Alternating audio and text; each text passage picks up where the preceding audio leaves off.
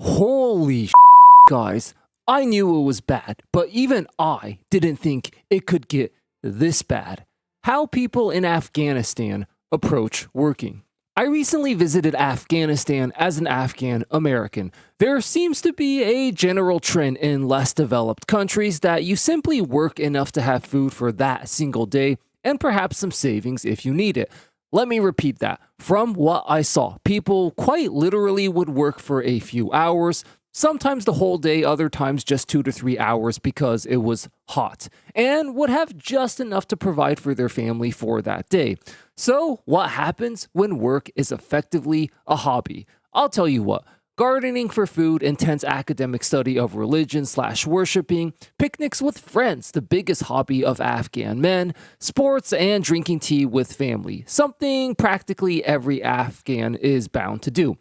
But what happens if something bad happens and you need money? One word. Community. Women can invite women to share food, clean the house, read the Quran together, and generally uplift the house from disarray.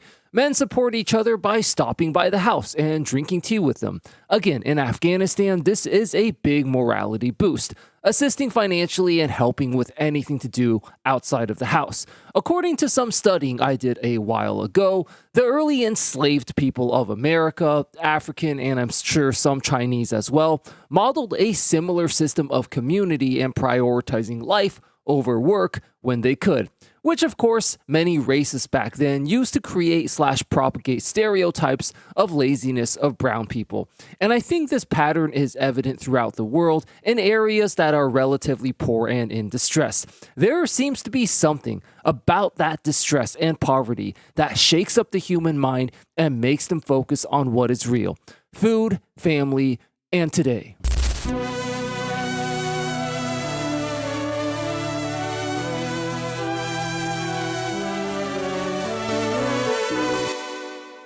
I left America for Eastern Europe about 10 years ago. Back then, the scam of American capitalism hadn't yet been fully exposed the way it is now, and as a result, a lot of the locals I encountered thought I was crazy that I'd rather live in Eastern Europe than in America. Oh, your salaries are so high there. Why would you ever leave America to come here? We only make 400 euros a month here. And this is a bit like asking, well, why don't you just jump off the top floor of a building instead of taking the stairs? You'll get to the ground so much faster this way.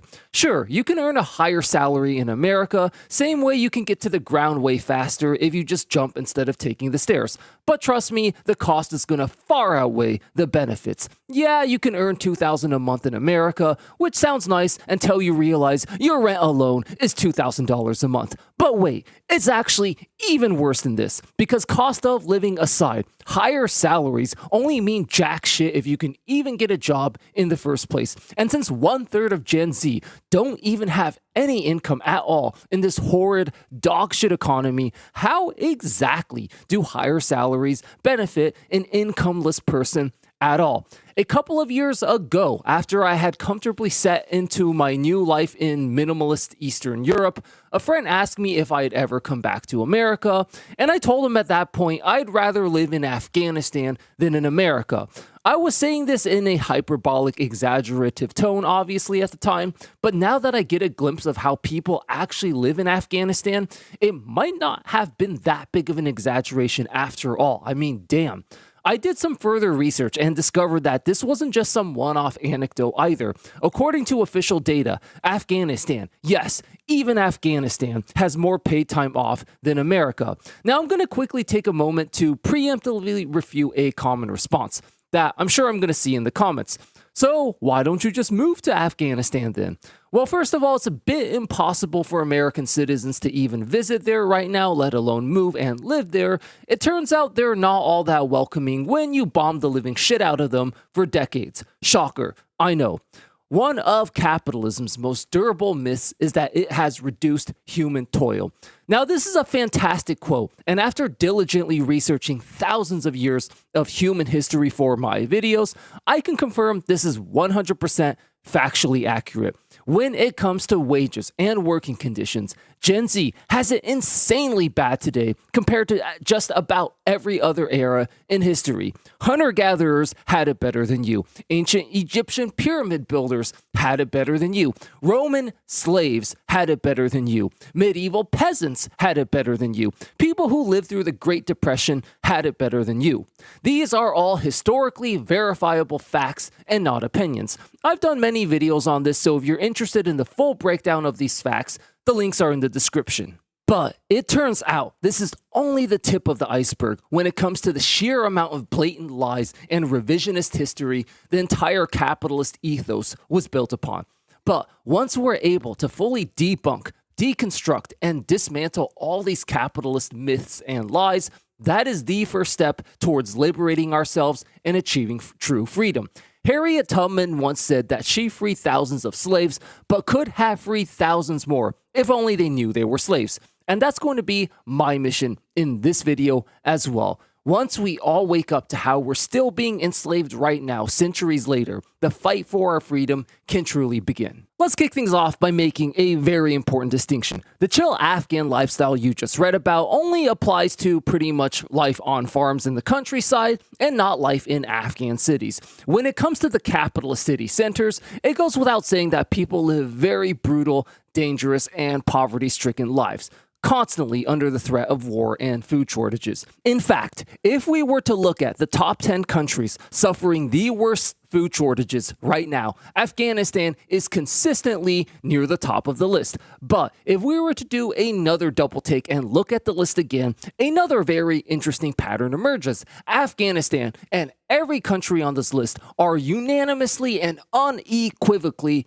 capitalist countries. Capitalists love to point to empty shelves and bread lines in the Soviet Union as proof of how socialism or communism is when there's no food, while ignoring the fact that we had plenty of bread lines and empty shelves during the Great Depression as well, which was also undoubtedly a direct result of the excesses of capitalism. The entire ethos of capitalism also hinges on the classic survivorship bias logical fallacy. These people think that America is literally the only country in the world, while ignoring that Bangladesh sweatshops, African blood diamonds, and cobalt lithium miners are also a result of capitalism. Not that capitalism is even working in America at this point anymore either. Hey guys, so I'm on a mission and I need your help. You see, I've made it the purpose of this channel to defend Gen Z from all these nasty, delusional Gen Z haters, and I've just realized we're starting to get close to taking down the most despicable one yet, the angry guy. This guy is not just another delusional old fart calling Gen Z lazy. He's literally had videos where he openly celebrates Gen Z suffering and even dying. He's just straight up a terrible human being. Now, thankfully, his channel is rapidly dying and we are rapidly gaining ground on him as we speak. So, if you're new here and enjoying this content, definitely consider subscribing and helping us take down the biggest Gen Z hater out there. The current goal is to surpass him in subscribers by the end of the year. With your help, we can absolutely do this. Capitalists will then say that food shortages and atrocities in every single one of these capitalist countries are not because of capitalism, but because of wars. Okay, that's interesting. So capitalist countries create massive militaries, which are funded by a massively lucrative capitalist military business to bomb and invade other countries for the purposes of obtaining oil and resources, aka capital. Every step of the way, capitalism is involved, and yet somehow it's not because of capitalism. Yeah, this has to be the all-time biggest capitalist coup ever. So why is it that the capitalist centers of Afghanistan and many other countries are suffering right now, but life is somehow so much easier and more chill on the farms? Capitalists will tell you that farm work is so brutal and backbreaking, and this is why during the Industrial Revolution, farmers flocked to the factories in cities for work. This, by the way, is the biggest, most dishonest, revisionist history lie in capitalist history. A pretty big accomplishment given all the lying they do. The reality is that pre-industrial farmers were forcibly kicked off the land they lived on for centuries with over 5,200 enclosure acts. Farmers actually violently revolted and threw riots destroying machines because they desperately wanted to retain their way of life. Yeah, somehow not exactly flocking to the cities to look for work. But the biggest problem with this statement is that it once again just goes to show how all these delusional Gen Z haters are just a bunch of brain-dead NPCs who are only capable of thinking in black and white terms with no ability to comprehend nuance. Saying farm work is intense, back-breaking labor is something like saying running is very exhausting. Okay, you're gonna have to be more specific than that. What type of running are we actually talking about here? Are we talking about a 15-minute jog in the park? Or are we talking about an 8K marathon? Or are we talking about training to be an Olympic sprinter?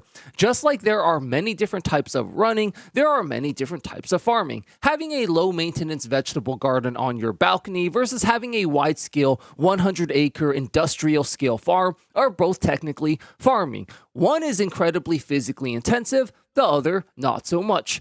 Side note, you may have realized the one where you're forced to do it for capitalist profits is way more intensive back-breaking labor. This is a common pattern you'll see throughout the video. Throughout history, working conditions inevitably get much worse under capitalism. And farming is no exception to this rule. The reason we think of farming as intensive back-breaking labor today is because farmers today are being exploited for capitalist profits just like the rest of us. So you have a situation where one guy has to manage 100 acres of crops and is constantly under pressure to produce profits and hit certain quotas for his capitalist bosses. And yes, of course, this is back-breaking intensive labor. And this is also where the lazy blanket statement of farming is intensive back-breaking labor comes from. We are projecting our own modern-day image of farming on an industrial scale for capitalist profits onto the sustenance farming in other countries like Afghanistan.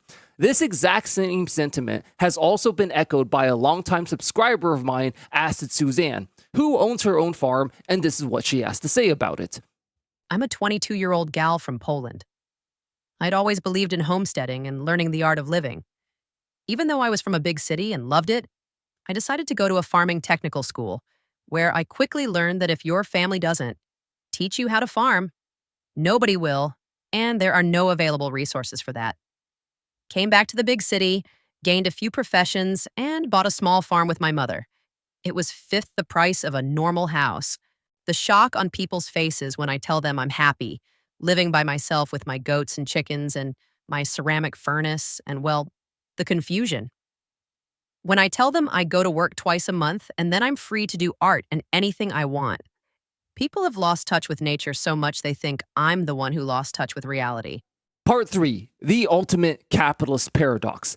Capitalism lifted billions of people out of poverty, we're told. It created unprecedented wealth, abundance, and money. And if you look at the stats, this appears to be true. Our GDP is higher than ever. We technically make more money now than ever. So why do we live so much poorer than those who make far less money than us?